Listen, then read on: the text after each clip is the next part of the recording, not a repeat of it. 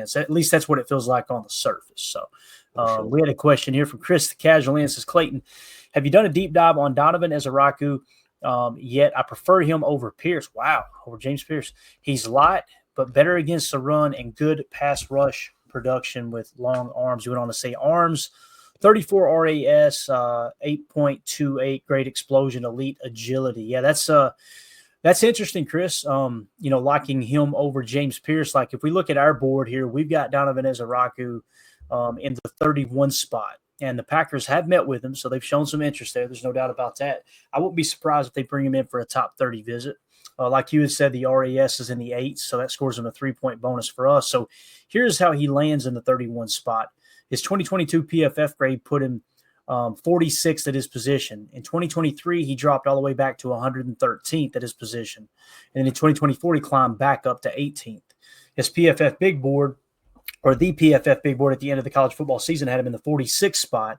The consensus big board had him at 69. Daniel Jeremiah has him at 28, right around where we've got him, obviously coming at the 31 spot. However, Kyle Krabs had him at 19, and Dane Brugler had him back down around 30. And so, it sounds like the consensus there across what we consider our scouts, and we haven't heard Greg Cosell say anything enough about him yet to warrant a big bonus. They've really just not talked about him much. But kind of feels like Donovan Ezeiruaku is somewhere around that 30, somewhere between 28 to maybe 35 range is what it feels like here. Yeah, I would agree with that. Definitely also agree with keeping an eye on him. I don't know if I like him over Pearce. But I do like the fact that Ezeiruaku is another high football IQ FBI guy and played for Jeff Hafley at Boston College. So those are a couple of things that work in his favor as far as his development. He's in that sweet spot for the age too. He's 21 and a half. Got a lot of football years ahead of him. I think he's a great prospect. I really do. And I could totally see him going somewhere around that range, like you mentioned.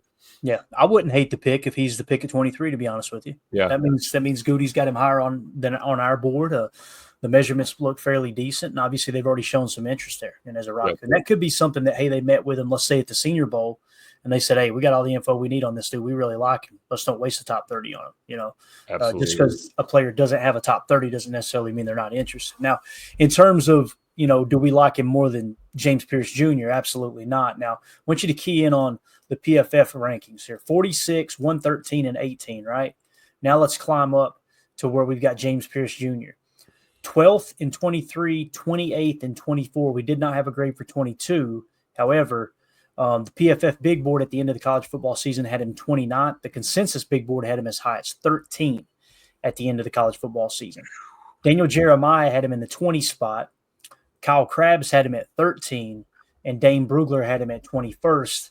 And he also scored a 9+ RAS. So the moral of the story here is he's better, according to our board, he's better than Donovan Ezeiruaku across the board. One thing that Donovan Ezeiruaku does not have that James Pearce Jr.'s got is that speed, that elite speed, right? With him running that 4.40. And that's not just about how fast is a guy. It's how quick their feet move, right? Especially with that 10-yard split. So now if you were to say, okay, let's find a positive for Donovan Ezeiruaku, I imagine he's heavier than James Pearce Jr., but the PFF grade would suggest he's not that much, if any, better at stopping the run, seeing that the overall defensive grade was, significantly higher there, both in 23. And I think in 24, Ezeiruaku scored a little higher than him. But yeah, pretty good tackle grade too on Ezeiruaku. Right. Would not have a problem with Ezeiruaku being the pick over most guys. But if both of those guys are on the board and you say, Clayton, you got to make a pick, I'm going James Pearce Jr. over Ezeiruaku. That's just me personally. It's just I have zero data to say, hey, that should be the pick. Now, like we said with Ezeiruaku, they haven't done a top 30 visit yet. Doesn't mean they won't, but they may like him more than James Pearce and go, hey, let's go do a top 30 visit with James Pearce, which they did, and say, okay, let's see if this guy grades out higher now that we've gotten a better look at him over Ezeiruaku, right? Yeah. Because their board could be totally different from ours.